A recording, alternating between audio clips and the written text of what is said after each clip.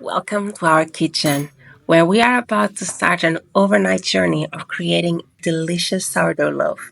Tonight, we're feeding our starter and prepping for tomorrow's bake. It's currently 11 p.m., the perfect time to give life to your sourdough starter. I'm going to ask you to feed your sourdough. For my perfect technique, I always feed the sourdough twice as much flour than the starter. So I start with 40 grams of sourdough discard with 80 grams of flour and 80 grams of water. I mix everything and then I let it rise overnight. Then at 8 a.m., we are ready to start baking.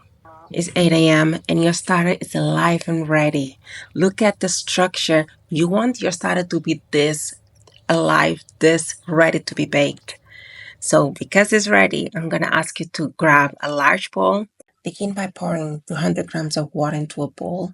This will hydrate the flour and activate the natural yeast. To the water, pour your activated yeast. Your starter is ready to be baked and you want to dissolve it in the water that was added. So whisk everything and make sure that you have minimum lumps. And while you have this soapy liquid, you're ready to start adding the remaining ingredients and kneading the dough. Next, we had 250 grams of flour and a unique twist, 50 grams of carob flour.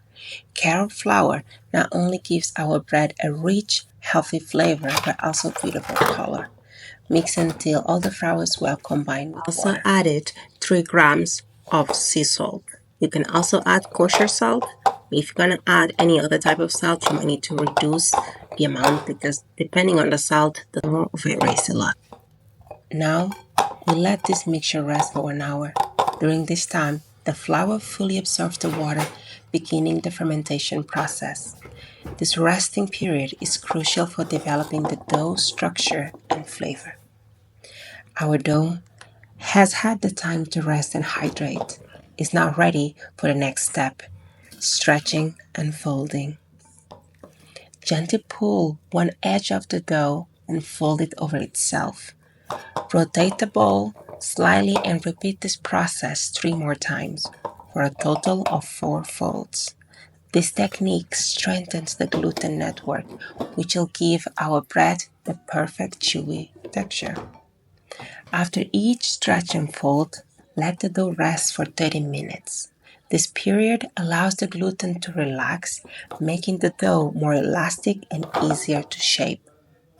We'll repeat this stretch and fold process a total of 4 times, each time giving the dough 30 minutes to rest in between. You'll notice the dough becomes smoother and more cohesive with each fold. Now that we completed our stretches and fold, it's time for the dough to rest and rise. Cover the bowl and let it sit for about 6 hours or until it doubles its size. The slow fermentation develops deep, complex flavors in the bread. After the long rest, our dough is ready to be shaped.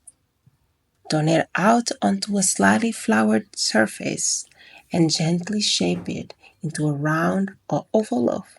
Handle it with care to preserve all those lovely air pockets. This is the best process to shape and pre-shape the dough. If your dough is particularly wet or sticky, you might start with a pre-shape. Using sliced flour hands, gently form the dough into a rough round or an oval by folding the edges towards the center and let it sit for 10 to 20 minutes covered with a cloth or with the bowl itself. Using your hands, gently pull on the sides of the dough and fold it towards the center. Rotate the dough slightly and repeat the fold using your way around the dough, folding it toward the center each time. Once you've made several folds and the dough starts to tighten, flip it over to the seams are on the bottom. Cup your hands around the dough and gently pull it towards you while rotating slightly. This creates surface tension on the top of the loaf, helping it hold its shape. We're going to use rice flour to coat the basket. Rice flour is particularly good for this because it's less likely to absorb moisture from the dough, ensuring that it won't stick to the basket. I'm going to ask you to take a handful of rice flour and sprinkle it generously inside the basket. Then using your hands, gently spread the flour around, making sure to coat the entire surface, including the sides. You want an even thin layer of flour covering the basket to prevent the dough from sticking during his final rise. Once the basket is well coated, it's ready to receive the shaped dough. Place your shaped dough into a proofing basket or bowl and let it rest while we preheat the oven. This final rest allows the dough to relax and rise just a little bit more before baking. Preheat your oven to 200 degrees Celsius and place a Dutch oven inside to heat up as well. This will ensure a hot, steamy environment for your bread, helping it rise and form a beautiful crust. After an hour preheating, carefully transfer the dough into the hot Dutch oven. Use a sharp knife or blade to score the top. This helps control the bread's rise and create a classic sourdough look. After your dough has completed its final proof in the proofing basket, carefully turn it out onto a piece of parchment paper or directly on a baking surface such as a preheated baking stove or into a Dutch oven. The dough should be smooth with the bean side now facing down. For scoring, you will need a very sharp blade, a razor blade. The key is to have a tool that can make clean, swift cuts. Hold your blade at a slight angle, about 30 degrees, from the surface of the dough. This angle helps create an ear or a lifted edge that gives the bread its signature look. For a simple loaf, a simple slash from one side to the other. You can also create all the different designs you like. I like my dough to look more like a leaf, which is perfectly fine, but go out with your imagination.